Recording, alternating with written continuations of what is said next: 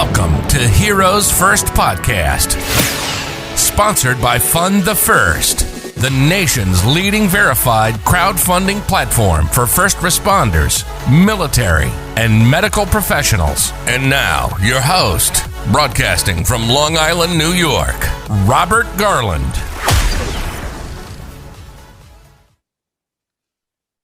Hi, everyone, and thank you for joining this episode of Heroes First Podcast. Each show, you will hear from a new guest that portrays excellence in the first responder, military, or medical professional field.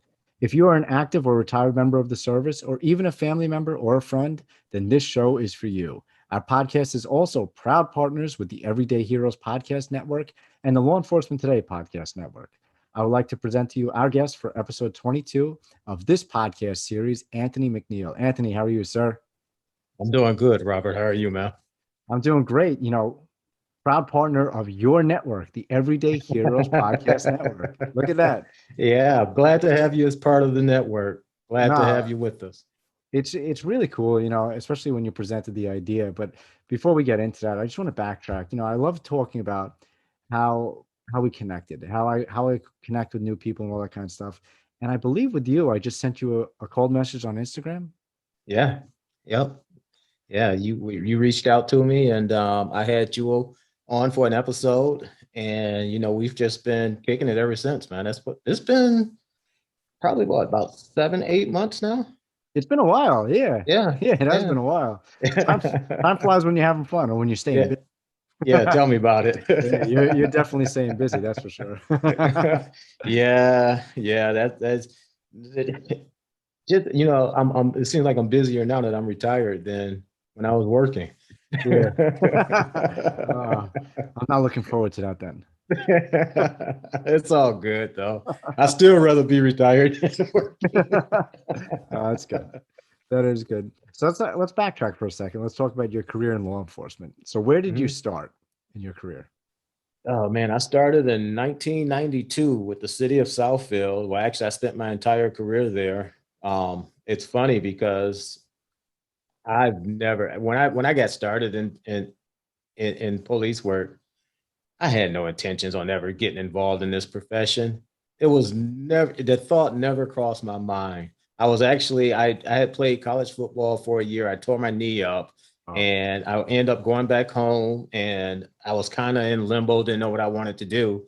So I went back to work at the restaurant that I was working at prior to going to college. And it's just funny how things work out, because I just happened to be standing up front one day, and the then new chief of police, Chief Thomas, comes in. He was making his rounds, introducing himself to some of the business owners.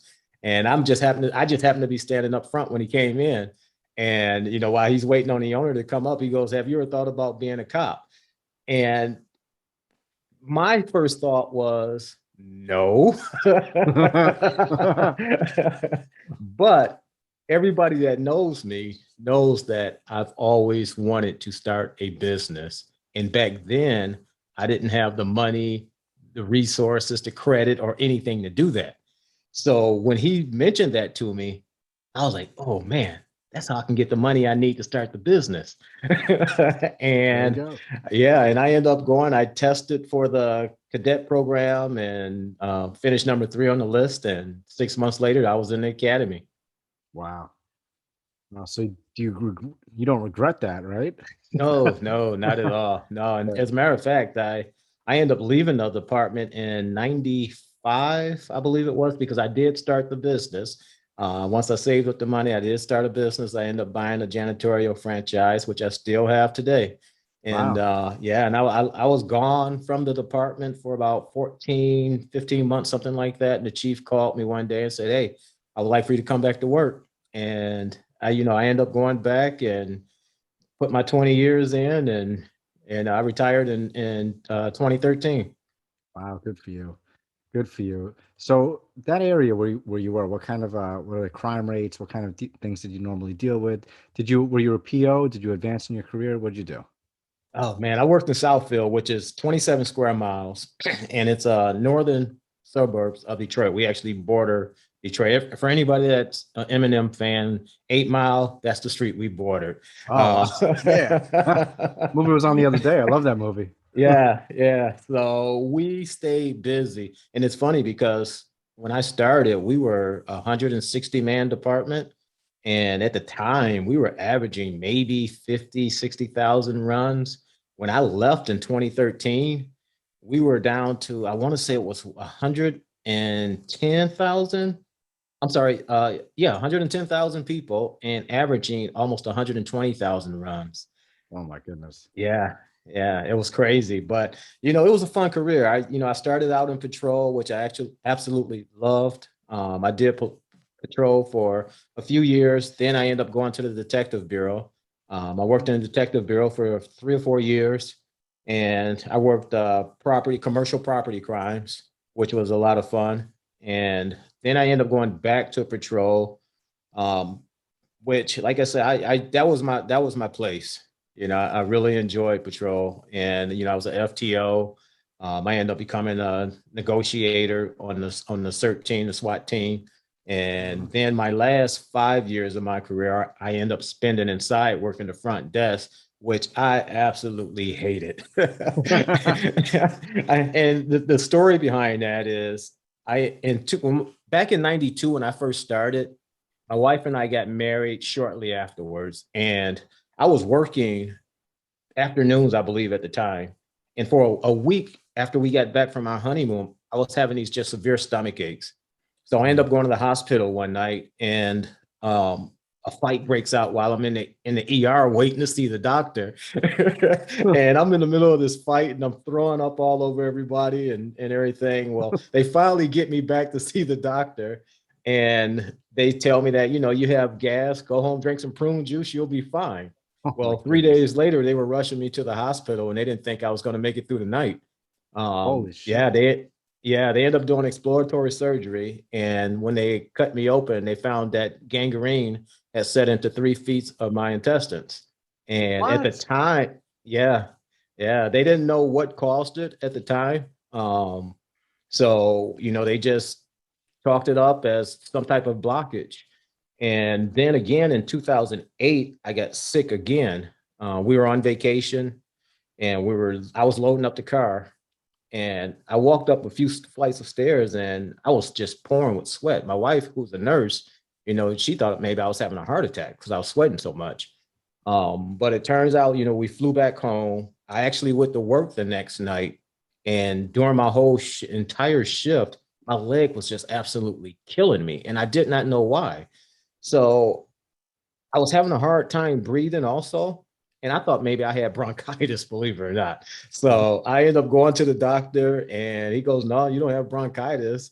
And I mentioned to him about my leg, and he says, "Let me take a look at it." He starts looking at it, and he says, "You have a surface blood clot. No big deal." And I said, "Oh, okay. I just finished flying." And I said, "But that's funny because my sister had a blood clot not too long ago." And he says, "Just to be safe, I'm going to send you down for an ultrasound." And I kid you not, I'm sitting there, I'm listening to the talk, the technician and I are talking, and she goes, "Uh-oh." And I'm like, "Uh-oh, what?" That's not what you want to hear. Not what you want to Yeah. hear. And she says, "Have you been short of breath, Mr. McNeil?" And I said, "Yeah." And she says, "We got to get you to the ER right now. And you have the biggest blood clots I've ever seen." And it turns out I had blood clots in both legs that went below my knees up into my hips. And a 5-inch piece had broken off and entered my lungs. Oh my And that's goodness. Yeah, and that's why I was having trouble breathing. And then they later contribute what happened to me back in '92 to the same situation. Turns out I have a blood clotting disorder. It's a hereditary, but I'm on blood thinners the rest of my life, and it is what it is. I'm still here. My doctor always teases me. He goes, "Dude, I think you have 9 lives because other than the grace of God, I cannot explain why you're still here." Oh my goodness. Listen, at least you're okay now. You're on the medication. And let's not hear any more of those scary stories. Yeah. Let's not hear any more of those stories. But Oh my but goodness. here's the funny part about that. And I said this a few minutes ago. It's funny how things happen because I got sent inside to work, which I absolutely could not stand. It totally changed me as a person. I started to hate people. I did not want to do that because it was something that I didn't do on my own terms. I was kind of forced, if I wanted to keep my job, to go and work in this position. But it wasn't until my last day, the last day that I was working, that I realized why God put me in that position. Because about 7, 8, 9 months prior, a lady came in with her 12-year-old son, and I was having a bad day that day. And she says to me, I'm leaving him here. You do whatever you want to do with him. He's not coming back to my house. He hits me. He hits my mom. I'm done. And like I said, I was having a bad day. So I took him over to the side and I looked at him and I go ahead, hit me. Oh. And he looks at me and he starts crying. He starts clenching his fist. And I go ahead, hit me. I'm going to give you one swing. I'm going to wear your ass out. And he starts crying. And, we end up having about a 30-minute conversation. It was a typical situation where there was no male figure in his life. He was at that age where he was starting to hang with the wrong people. And he thought he was, grown and all that stuff. And the last thing I said to him was, look, I don't know you. You don't know me. But if I get an inkling that you put your hands on another human being, I will personally track you down and beat your ass. That was the last thing I said to him. And the day that I retired, he and his mom came into the station and brought me a card. And she said, I just want to give you a hug and say thank you. Because since that day you talked to my son, his whole attitude has changed. And it was that day I realized why my illness and everything else that I went through, it was for that moment. Wow. So, yeah. Yeah, so it's humbling. That I'm sure it hits you. That hits you. Yeah, it does. It really does. Wow, that's a moving story. That's for sure. Yeah, no doubt about it. No, that's great. That's great. So what else besides scary stories that have happened while off duty and beating 12-year-old kids? What else? By the way, what year was that? Because if that was today, forget about it. Tell me about it. No, that was say that today. Yeah, that was in 2013. Like it was literally literally the last day that I was working. That's when they came into the station. Wow. Yeah, can you imagine if someone said that to a kid nowadays? If a cop? No. Be over. Not hardly. Be over. Yeah. But again, we won't get political. We won't go into that whole thing. But let's stay away from that. Let's go turn into we're going to get into a wormhole, and who knows what's going to happen. Yeah, exactly. So what else in your career? What are like some? I've seen some crazy stuff. I've seen some fun. I mean, it is the greatest show on earth, right? It's the funniest stuff. No doubt about it. You'll ever see. No doubt about it. The day I retire, that's when I'm going to unload with some of the most ridiculous things that I've seen, especially my narcotics days. But you're retired. Let's hear something. Hey, spit something out that you don't care about sharing with the audiences. Man, I have so many stories. It's not even funny. I was involved in a shooting. I was telling this story a couple of days ago because my wife's family, they have a monthly Zoom call where all the family gets on and they pick a topic to talk about. Well, this month it was interactions with the police, and guess who had to speak? Okay, there we go. So I was telling them because none of them had ever heard the story, but I was involved in a officer related shooting. And it was crazy because it started out as a road rage incident on the freeway. Couples coming home from a party, this guy does whatever he does on the freeway, and next thing you know, he opens up on them. Didn't hit anybody, but they end up exiting the freeway, and just so happens there was a sergeant sitting there at the light, and they start screaming, "Hey, this guy just shot at us. He just shot at us," and and the idiot follows them off the freeway. Well, they end up doing a felony stop, and I was about 2 miles away at the time when the call came out. So as I'm approaching, they're executing the felony stop, and I could see that the guy had his foot on the brake. So I knew he was going to take off. And sure as hell, that's what he did. He ended up taking off, and I ended up becoming the primary car in the pursuit. And I'll never forget it because it was probably about 1, 2 o'clock in the morning. Traffic was kind of light. It had just finished raining. And and we were going about 80 miles an hour down this main road, Telegraph.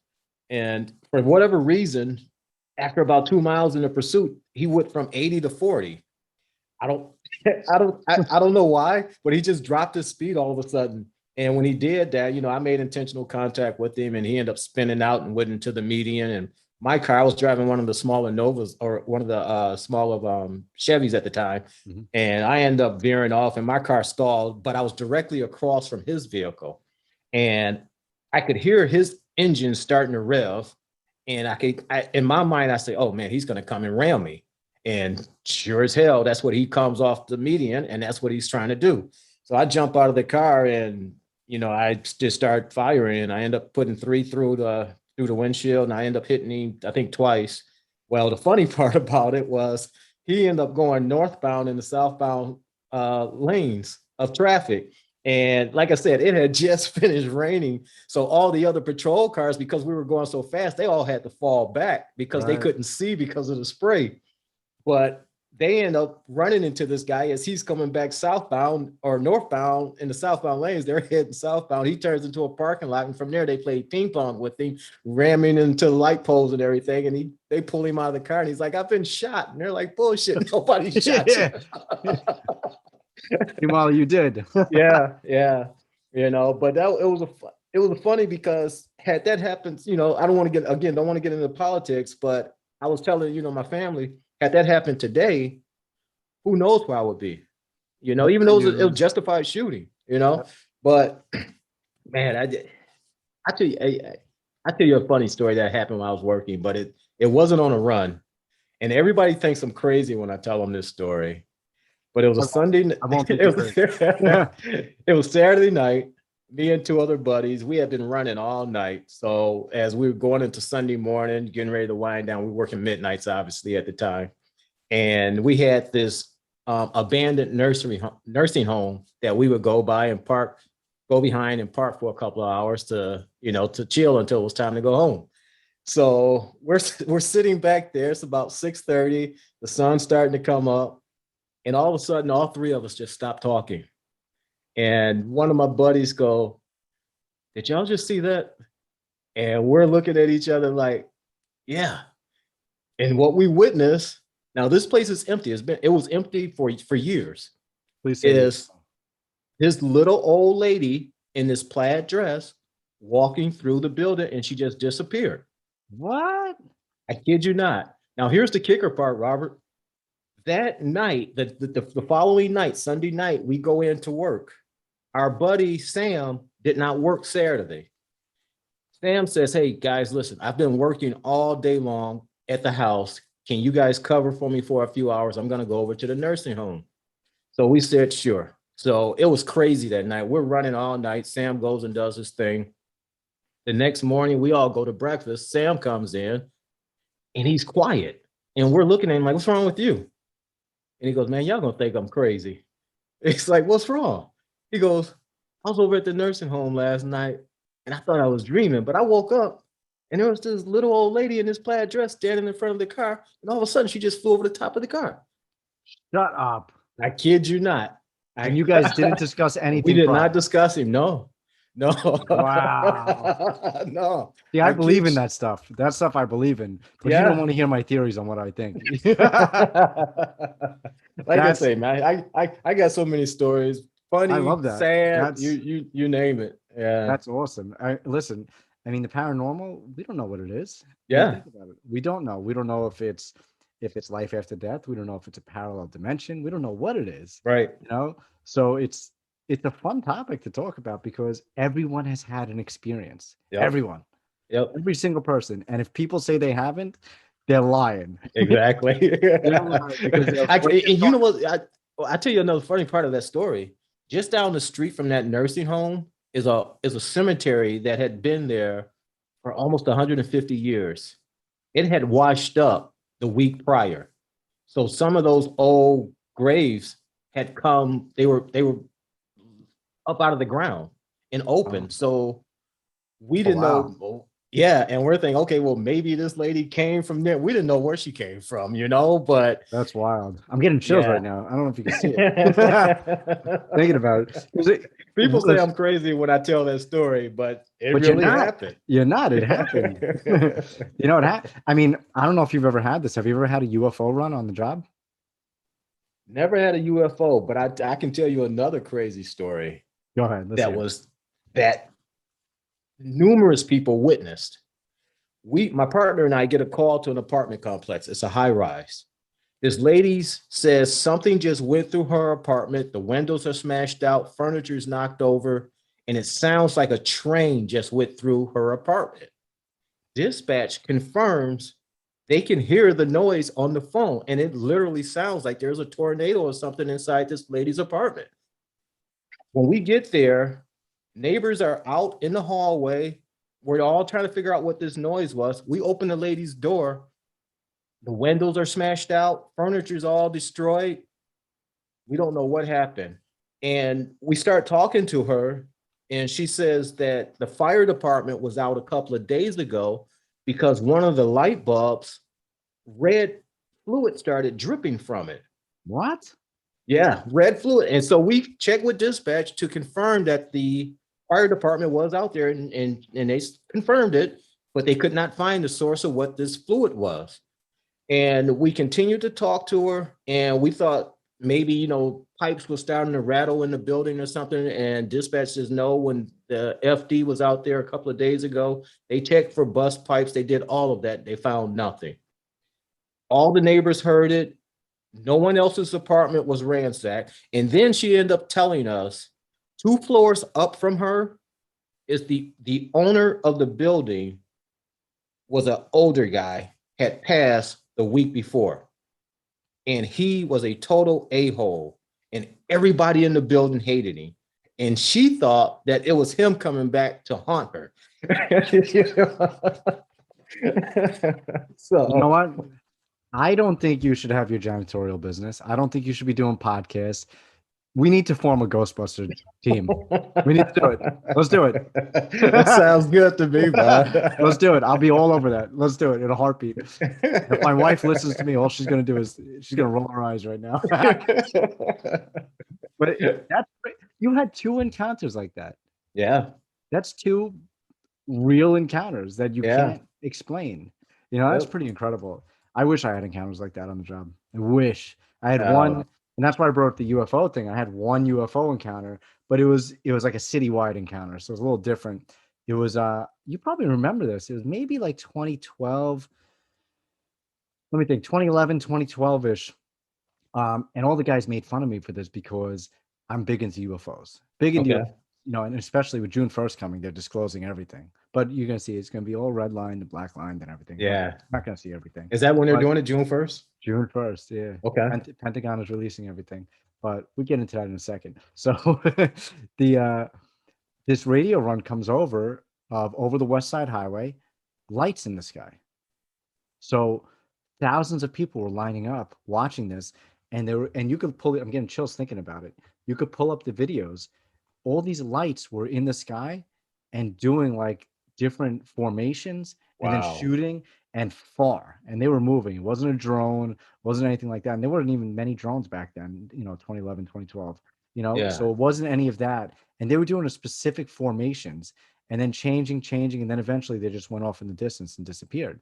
So news covered this. It was all over the place, multiple radio runs. Obviously nothing we could do but crowd control.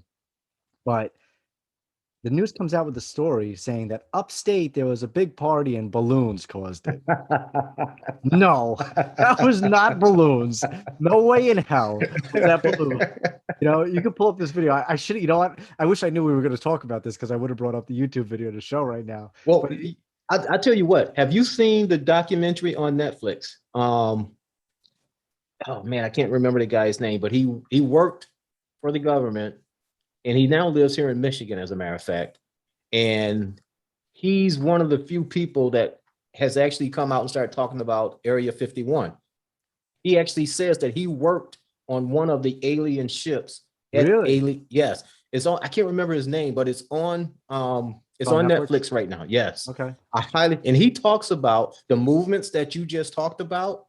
And he says that there's I can't remember the name of the material, but he says when they research or they examined this alien ship, what they discovered is that it moves time. That's how they're able to move. That's crazy. Crazy. When you start thinking about that, think about what could happen by moving time. Yeah. Oh my Yeah. goodness. But what Wow. at first I was reluctant to believe him, but after watching it, I believe everything he said. I mean, why lie? He's not going to lie. You Yeah, know, why lie? yeah. As a matter of fact, his house was just recently raided by the FBI right before the documentary or during the documentary, and they had so many agents at his house. It was unbelievable. And they told him that they were there because of a complaint from a customer of his. Yeah. Okay. But no, he knew exactly what they were looking for. Yeah. Yeah. Uh, He knows stuff. He knows stuff. yeah, And there's plenty more like it. But, it's crazy to think that this stuff is out there. It's there, whether it be from other planets, whether it be already here, whether it be we have a flat Earth and it's never ending plane. Who knows what's going on, whether it's underwater. I don't know if you saw that recent one that and that's what the news has been doing. They've been putting out a lot of these UFO stories to kind of ease it into people's minds because they know they're not paying attention to anything but right, the political spectrum with vaccines and all that kind of stuff, right? right. So, let's plant it and let's show it, and no one's going to care anyway because no one's talking about it. But I'm sitting there, I'm like, oh my God, show more. But this new video that they just released was military. They're out in the sea, and I don't know if it was the Air Force, whatever it was, and they're watching um, this spacecraft basically go over the water, and they're filming it, and then all of a sudden they go, and it's submerged, and it just dives in the water, Wow, and then it comes out, and then it keeps going again. It was wow. crazy, crazy. That's So, crazy, man. but that got released in the news as a declassified file. But now it's like, people aren't paying attention. So there's no chatter on the internet. Twitter's not Yeah. talking about it because, the news knows what they're doing. Yep. They Yep. know what they're Exactly. doing. So they could break it in. It's almost like a subconscious thing because June 1st, it's gonna be boring as hell and they're not gonna release anything. Or June 1st, they're basically gonna come out and say, yeah, you know what? There was no such thing as evolution. You guys are aliens. You came from something and they've been living amongst us. Like who knows? Right. Who knows? Who I'm gonna knows? have to mark that on the calendar now because I Oh, didn't know that definitely, was the date. Yeah. definitely. Well, that's supposed to be the date, and that was something that before Trump left, that was a big thing that he wanted to do was disclose a lot of this stuff. So Wow. we'll see. We'll see. I'm Yeah. excited for it. I'm really excited for it. I'm gonna tell a really funny story right now. Really funny story, and my wife hates this story, but when she was pregnant with our first child, we have 3 kids. She's sitting on the floor in our living room. And I'm a big UFO nut because I'm a believer, and ghosts and everything. I'm a believer just like you. You're obviously a believer. You love this stuff. You can talk Hmm. about it for days. So that's why you're gonna like this. So she's sitting on the floor, right? And she's 8 months pregnant, or 9 months pregnant, whatever it is, about to give birth. My father calls me and he decides to play a joke on me. But I didn't know that it was a joke. So he calls me up. He goes, Bobby, a UFO just crashed into Merrick Road. You got to get here right now. What did I do? I freeze because I'm on the phone. My wife can't hear, right? And she looks at me. She goes, "What's wrong?" I go, "I gotta go. I gotta go." And I just sprint out the front door, completely leave her on the floor, and I sprint out the front door. She starts bawling, crying, screaming because she thinks something bad happened, and she's screaming at me. She's like, "What happened? What happened?" And I go, "A UFO just crashed into Merrick Road. We have to get there right now." And she's like, "What are you talking about?" So I call my dad, and he's dying laughing, Oh man, I bet. losing it laughing. And I'm like, "You fucking asshole. I can't believe you did that to me. My wife's 9 months pregnant. You knew you would get me." And my brothers are in the background laughing. Oh my God. That was bad. That was really Oh man, that's funny. bad. Yeah, really, really, really bad. They'll never live that one down. Oh wow. Yeah, people are listening probably. I thought this was a law enforcement podcast. It is. It's the greatest show on earth. This is what we talk about. Exactly. But yeah, so I mean, we'll get past for your career now. You led a great career. I'm definitely positive you loved your career. And then but do you want to talk about your janitorial business? I think that's pretty cool that you actually lived your dream to do the business that you wanted to do, right? Yeah, yeah. It's been a lot of work. Probably the most frustrating thing is trying to find reliable help. I mean, it did very well for us, over the years. It helped put 2 kids through college, and and so on. We've built the house of our dream and taken all kind of trips. So it's financially, it's been very rewarding. But at the same time, I mean, hell, I remember the first night we started. I mean, we were out literally all night, and I had to work the next morning. And we didn't know what we were doing when we first started. One of the gentlemen that was supposed to have been training us didn't show up that night to help us and walk us through everything, which a 2-hour job turned into a 10-hour job. But it's love and hate, man. I'm to the point now where, like I've been doing it for probably 25, 26 years now. And it still provides very well for us, but I'm just, as I get older, it's just to the point now where I'm just ready to kind of move into the next phase of life with the grandkids, which hopefully we'll have soon, and things like that, and so I know it's fun. One year I end up winning a bronze award for salesperson of the month and all this stuff. That's great. But it's cool. Like I said, it did good to provide us what we needed. But other than that, it's just a lot of work. Cleaning toilets is not fun. As long as it's rewarding in the end, that's all that matters, right? Yeah. It did what we needed it to do. Yeah. No, that's great. That's great. So, and then you have your podcast. You have the Off Duty podcast, right? Yeah. And yep. I love it. You've had some incredible guests on there. Incredible Thank guests. you. So Thank you. what made you start getting into doing your own show? It's funny because back in 2010 or 11, I started taking acting lessons, and I started going out just doing independent stuff, and eventually doing some extras. This back then, Michigan had the film incentive, so a lot of Hollywood was coming here to make films. Okay. So I started doing extra stuff on a bunch of shows that was here, and one of the shows that was here was Detroit 187, which was a cop show. Mm-hmm. And I was an extra on it a few times, and it seemed like fun. So, after that, I started taking acting lessons and all this stuff, and never panned out to anything, just do a bunch of low budget films around here and things like that. But it was cool. But I really started getting into the industry, and I wanted to start a show for Facebook, because Facebook at the time, they were just starting Facebook Watch, and they were looking for shows to add. So I wanted to do a show where I interview law enforcement officers and not talk about policies and tactics and all that stuff, but get to know them as people. Mm-hmm. But it was extremely hard to get officers to go on camera and talk about themselves. So then 2020 hit and the pandemic comes. Now nobody's going anyplace.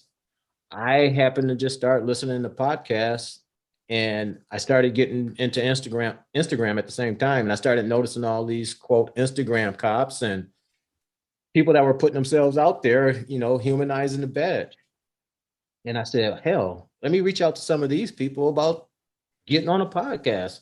They're obviously willing to put themselves out there already. So let me just reach out to a few. And that's how I got started. And now I just recorded episode number 40, I believe 40 or 41 yesterday, as a matter of fact. And this episode that's coming out is going to be a great episode. It's with Nate Sylvester, who's the gentleman that lost his job because of the TikTok video he made in response to LeBron James.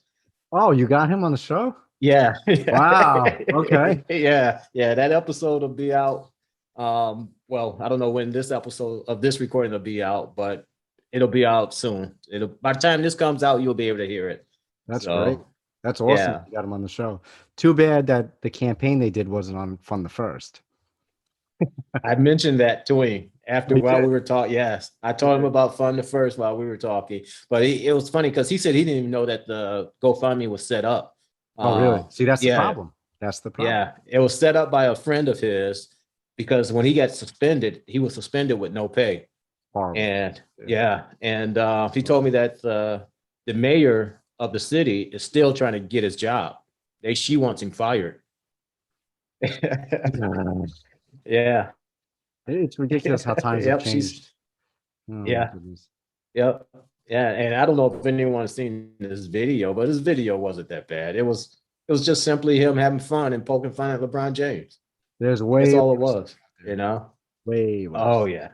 Way Yeah, worse. but it was a good guy to talk to, and I've been fortunate to have guests like that on the podcast, and it's cool to meet all these different officers and everything, and just hear their background and their stories. And like I said, I don't get into politics and tactics and policies and all that stuff, because I feel like as law enforcement officers, our profession is losing in a social media game.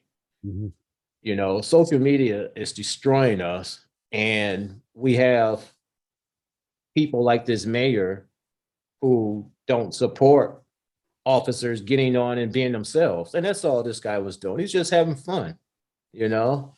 And I think we as a profession, we need to start embracing social media more. Every department should have a social media platform for officers can go on, and just once a week, just introduce a different officer every day. So the That's an community awesome idea. yeah. So the Awesome. community can get to see that these are people. They're not just a uniform. So, but I get a whole bunch of ideas about that. But, like I said, until you start getting some of these millennials in leadership positions, these people that have grown up on social media, I don't think it's going to change. Mhm. As long as you still have some of the older dudes and women in charge, I don't think they're into the social media thing as much. In my old department, I give them credit because they've really stepped up. I mean, there's a younger chief there now, and he seems to have really embraced social media, and he's letting the officers do their thing, which is good. And I wish more departments would take that avenue and start utilizing this platform, because that is where people get their information from now. Mhm. You No, you're know? right. You're right. It's a necessary evil, so to say, right? Yeah, yeah, it Really is. is. It is. I mean, social media can be a drag sometimes, but it can also be a lot of fun when used correctly. Yes, absolutely. I've been trying to verify our pages forever, and I don't know if you've tried, but I don't understand what they look for in a verified page. If you're all over the news all day long and they deny you, how does that even make sense? Yeah, I don't know, man. Especially Instagram and Facebook. There's some of the things that they do now. It's beyond me. Yeah. Facebook actually shut down my ad account. Don't get me started. Don't get me started. We had the same exact problem. Let's talk offline about that. Okay. Let's talk offline about that before the Facebook algorithms cut into this and destroy us. Right. We'll chat about that one. Good point. So also with the Off Duty podcast, you branched into your own network, the Everyday Heroes Yeah. Podcast Network, which I'm proud to be a part of. I'm honored to be a part of it. Yeah, And, glad to have you, man. Yeah, so let's hear about why you got that started and some of the shows you have involved and where you project to be. I started the network because I've really gotten into podcasting. I really enjoy it as a medium. I actually listen to more podcasts now than I do radio. It's my Sirius radio was all I used to listen to, but now I hardly ever turn it on because I'm always listening to podcasts. And when I started looking around, I started noticing something that was going on in the podcast industry. And that was that a lot of the big podcasters were starting to form networks. So I wanted to get my show into a network. But when I started looking, there was no networks for law enforcement or first responders, period. And I said, well, hell, I'll start one. And that's what I did. I started listening to all different shows, and it's called Everyday Heroes Podcast Network. And as Robert said, it's for first responders and those that support us. And I wanted shows that were in law enforcement, military, medical, including doctors, nurses, EMTs, and firefighters. those are the shows that, and then right now we have 7 or 8 shows all in those niches, with the exception of military, which I'm still trying to find a good military show that I would like to have join I us. might have one. Okay. So Okay. Yeah. That's the only thing I'm missing right now is a military show. But my goal with the network is to network for, or podcasting for me is the internet in 1999. That's where podcasting is right now. mhm. And I see a way for this to really become a big industry. And for myself and all the shows that's involved to hopefully monetize and take advantage of that. And that's the ultimate goal. And I'm in talks now with some sponsors that are looking to come on to sponsor the network. So it's cool, man. I mean, all the shows that are in there right now, I listen to all of them. I love all the shows. They're all great shows. We obviously have your show, Heroes First podcast. We have Merritt Cassell with Brownie and Blue. We have Dear Chiefs, which is a firewife podcast, 2 firewives from California, Audra and Chelsea. We have another law enforcement podcast, Sarcasm and Caffeine, by my man, Mr. Logan Campbell. We have a firefighters podcast, We Are Fire, by Josh Q. He just goes by Josh Q. I can never pronounce his last name, so he just called me Josh Q. So, but he has an awesome podcast. Yeah, man, it's really it's starting to, people are starting to notice. I've been talking to a lot of people, and people are starting to take notice to the network and everything. So I don't know where it goes from here, but the goal is to keep going. And my initial thought was, I can go fast alone, but as a collective, I could go further. Mm-hmm. And that's the plan behind it. That was the vision behind it. So if we can support each other's shows and do like we're doing here and come on, you've been on my show, now I'm on yours, and all the other shows in the network do the same thing. I think we can really make a buzz in this niche because there's nothing else out there right now doing it. No, it's perfect. It's absolutely perfect. And I have some ideas I haven't presented to you yet, but Okay. we're gonna talk offline. There's some things I would love to do. I've just been busy as well. Yeah. We're always busy. Always busy. But it's an exciting time. Definitely an exciting time. And I think this is something, it's something that the listener will really have to, like you said, it's humanizing everybody. Yeah. Right? Because the majority of the people that are coming on the shows, they're officers, they're firefighters, they're military. It gives people a different perspective on what we talk about, like UFOs and ghosts. So, it's good. Yeah, exactly. And I forgot to mention Scissors and Scrubs also, which is the nursing show that's a part of the network. And they have a hilarious episode called Bloody Nipples that you have to go listen to. Just because of that name, I'm going to. I'm going to. And for all the listeners, please do. Please do. Yeah, but you can go over to Heroes Podcast Network .com, and you can see all the shows, read about all the hosts that's on all the shows and everything there. So awesome. Yeah. So actually, before we run out of time, and I got my 3 questions I want to ask you. okay. How can everyone contact you, check out your podcasts, check out the network? What's the best ways of doing that? Yeah, as far as the podcast is on every podcast platform. So no matter what you listen to, all you have to do is just search the Off Duty Podcast and it'll pop up. There's another podcast called the On Duty Off Duty Podcast. That's not mine.